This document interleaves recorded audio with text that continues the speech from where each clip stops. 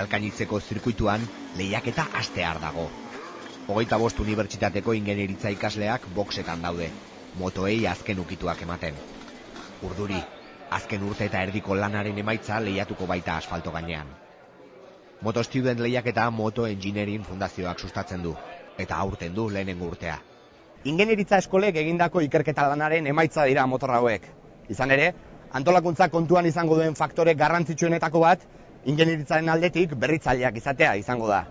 Ez dira Ducati edo Honda motorrak, baina asfalto gainean emango duten ikuskizuna antzerakoa izango da. Izan ere, orduko 200 kilometrorainoko abiadura har dezakete motor hauek. Euskal Herriko Unibertsitateko Donostiako Eskola Politeknikoko ikasleak daude boxean.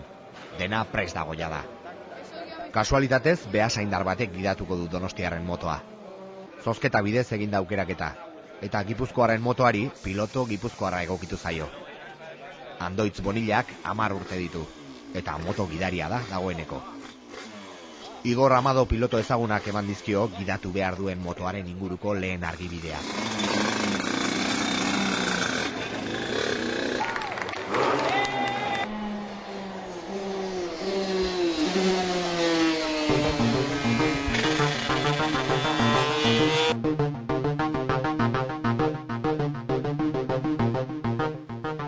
Kotodama Sport Spirit taldeko kideetako batzuk dira.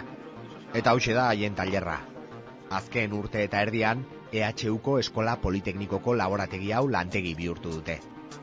Moto Student lehiaketan parte hartzea erabaki zutenetik, 125 zentimetro kubikoko motoaren diseinu eta eraikuntzan ari dira lanean. Beste unibertsitateekiko lehia irabazi ezkero, 6.000 euroko diru ordaina eta lehiaketako motoen ingeniaritzan lan egiteko aukera izango dute. Karrera ikasten ari garenean, ez dago karrera bat edo ikasketak egiteko konpetizioan sartzeko, ezta? Zuk bere ikasketak egiten dituzu ingeniaritzan eta oso zaila da sartzea, eta honek ate asko irekitzen dizkizu eta da konpetizioan sartu eta ilusio hori. 30 ikasleko taldeak ekin zion erronkari, baina gaur 12 dira lehiaketarekin buru belarri ari direnak. Ingeniaritza mekaniko eta elektronikoko ikasleak dira guztiak. Joakin Albizua irakaslea da proiektuaren arduraduna, eta Manu Larramendi soldadura maisua dute laguntzaile gisa. Ez dute lan erraza aurrean. Paperean 500 moto eraikitzeko proiektu industrial bat garatu behar dute. Moto bakoitzak gehienez 4.500 euroko kostua izan behar du. Gainera, paperean diseinatutako motoa gero tailerrean eraiki behar dute. Horren baldintzak, zilindrada ezin zala ikutu, 125 zentimetro kubikokoa izan martzola, eta zenbat pieza beraiek antolatzaileek emango zikutela, batenak berdinek edukitzeko, eta beste batzuk guk diseinatu beharko dukela. Motorra, gurpilak, esekidurak eta frenoak antolakuntzak eman dizkie talde guztiei. Gainerako piezak dira ikasleek diseinatu eta eraiki behar dituztenak, ingeniaritzaren ikuspuntutik motoa berritzailea izan dadin. Gure kasuan batez ere estabilitatea izatea. Bai oso establea izatea, bai azelerazioan, bai frenatzeko moduan, eta bai batez ere kurban sartzen ari denean. Saiatu beha, hori, pilotua beak komodo sentitzen, ez izatea lastre badakala hor txintxilika hanketatik ez. Helburu horiek lortzeko 2 pieza diseinatu behar izan dituzte. Txasisa eta urkila kulunkaria. Txasisa motorraren egitura da, motor guztiari eusten dion pieza, indar eta mugimenduak jasaten dituen elementua. Urkila kulunkaria berriz, atzeko gurpila txasisarekin lotuko duen elementua da. 2 pieza horiek diseinatzeko, merkatuan dauden ingeniaritza etxe nagusien diseinuak aztertu dituzte. Txasisen diseinuk asko aldatu dira. Eta azkeneko urtetan geroz eta gehiago dare tubularrak. Orduan, lehenengo erabaki izan zen, tubokin egitea. Zein da ezaunena, Ducati izan da Dudipe, ez? Baita bealdea jo gendun, eta hoi ikusi ondorenen, gure idea izan zen, hoi albaldin hobetu. Nola? Ahalik eta material gutxina erabiliz, eta albaliz, sendotasunen mantenduz, ez? Lentelak eta... Lehiaketako motoen artean, galdategian egindako txasisak dira ohikoenak, pieza bakar batean egindakoak. Unibertsitateko tailerrean berriz, ez dago horretarako aukerarik, eta odiz-odi eraiki dute txasisaren egitura. Ordenagailuan, 3 dimentsiotan diseinatutako piezen planoei jarraituz. Hala ere, ezaugarri hauetako txasis batek baditu bere abantailak. Espazio gehiago daukagu, ezta? Bai, mekaniko bezala eskua sartzeko, pieza bat aldatzeko edo, eta pisua ere bere eragina dauka, pisu gutxiago eduki dezakegu. Txasisa egiteko altzairua Italiatik ekarri dute. Aeromodelismoan erabiltzen den altzairu berezi bat da. Alde batetik, sendoa izan behar da, baina beste alde batetik baita elastezi bat eduki behar da. Orduan, altzairuenek oso ondo betetzen ditu bi gauza horiek. Eta gero baita lantziakon, soldatzeko eta beste gauza asko itxeko, nahiko ona da.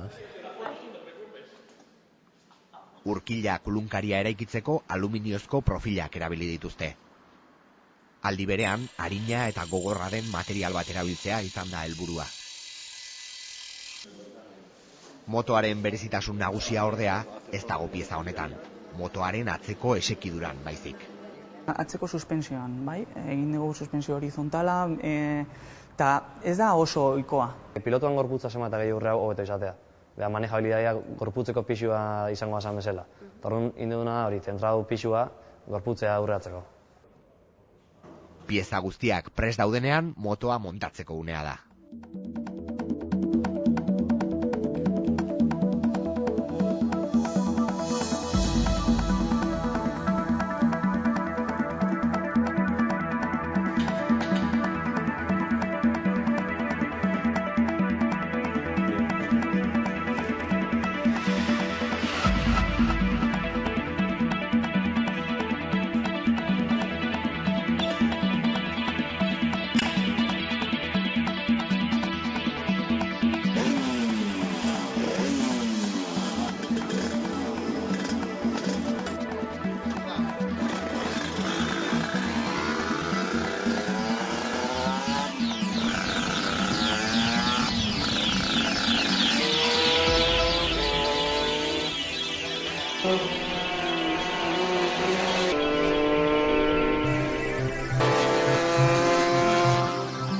Zirkuituari ordu erdiz ahalik eta itzuli gehien eta ahalik eta azkarren ematea da pilotoen helburua. Izan ere, irabazlea egindako 5 itzuli azkarrenetan denbora onena lortzen duena izango da.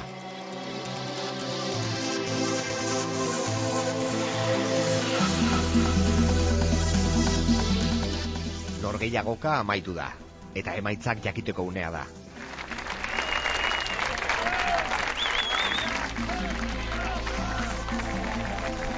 Alkainizeko taldea izan da azkarrena. Atzetik Zaragozako Unibertsitatea duela.